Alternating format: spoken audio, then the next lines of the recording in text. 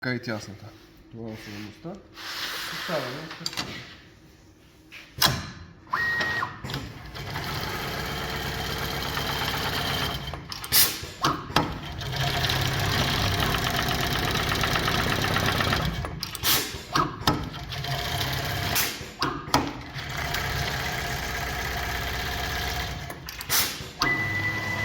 Когато минем всички понтове, ще спре, за да й поставим напречните ленци.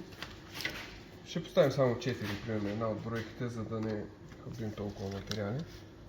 Ето така.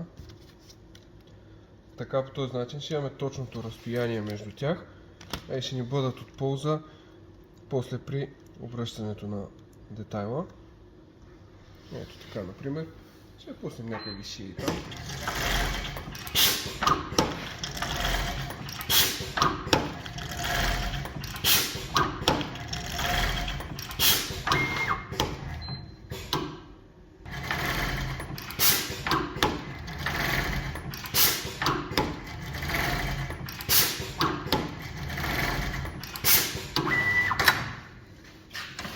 Ето така. И вече си взимаме детайла. И вече в момента на обръщането на бройката, те трябва да застанат ето така. Ето така.